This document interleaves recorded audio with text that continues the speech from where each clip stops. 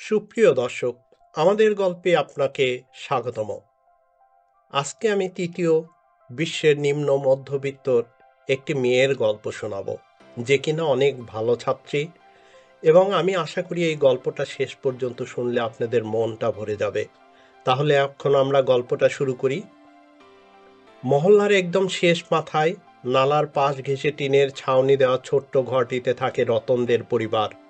রতন একটি মুদি দোকানে কাজ করে মাস শেষে যে বেতন পায় তা দিয়ে কোনো মতে চাল ডাল আর ওষুধের খরচ মেটে। তার স্ত্রী শিলা বাসায় সেলাই করেন। পুরনো সেলাই মেশিনটার খটখট শব্দ যেন সংসারের হৃদস্পন্দন। তাদের একমাত্র মেয়ে তিথি। সামনে তার এসএসসি পরীক্ষা। সে ছোটবেলা থেকেই ভালো ছাত্রী। স্কুলের শিক্ষকেরা বলে মেয়েটার চোখে আলাদা আগুন আছে, কিন্তু আগুন দিয়ে তো আর সংসারের বিল দেওয়া যায় না। কয়েক মাস ধরে বিদ্যুৎ বিল বকেয়া পড়েছিল। রতন ভেবেছিল পরের মাসে একটু বেশি কাজ পেলে দিয়ে দেবে, কিন্তু দোকান মালিক নিজেই লোকসানে পড়ায় অতিরিক্ত টাকা মেলেনি। এক সন্ধ্যায় হঠাৎ দুজন লোক এসে মিটার খুলে নিয়ে গেল। শিলা অনেক বুঝিয়েও লাভ হলো না। মুহূর্তেই ঘর ডুবে গেল অন্ধকারে। সেই রাতটা ছিল ভারী। তিথি চুপচাপ বসেছিল বই খুলে। বাইরে অন্য বাড়িগুলোতে আলো জ্বলছে, টিভির শব্দ ভেসে আসছে। তাদের ঘরে শুধু নীরবতা। বাবা মাথা নিচু করে বসেছিলেন। হঠাৎ তিথি উঠে গিয়ে বাবার পাশে বসলো। বলল, বাবা চিন্তা করো না, আলো না থাকলেও আমি পড়তে পারবো।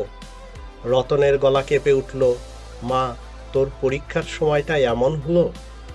পরদিন রতন বাজার থেকে কয়েকটা মোমবাতি এনে দিল। সেই থেকে প্রতি রাতেই তিতির পড়ার সঙ্গী হলো ক্ষীণ হলুদ শিখা। বাতাস লাগলে আলো দুলে ওঠে, বইয়ের অক্ষর কাঁপতে থাকে, তবু সে থামে না।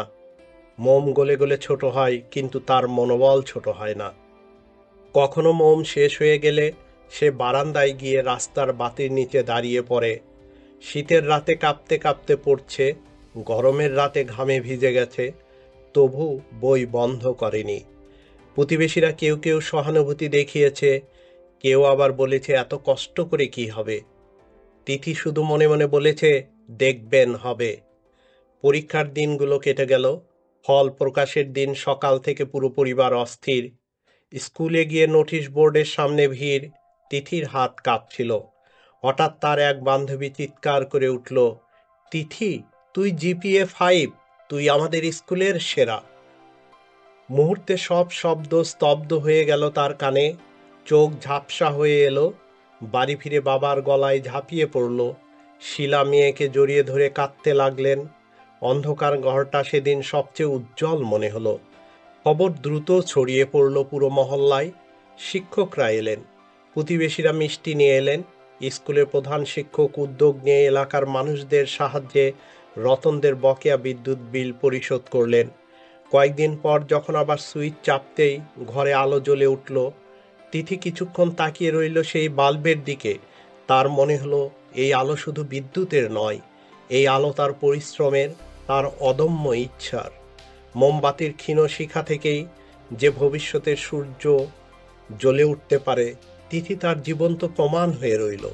পুরো মহল্লা এখন তাকে শুধু একটি মেয়ে হিসেবে নয়, আশার প্রতীক হিসেবে দেখে। আজকের গল্পটা এ পর্যন্তই। ধন্যবাদ সবাইকে গল্পটা শোনার জন্য।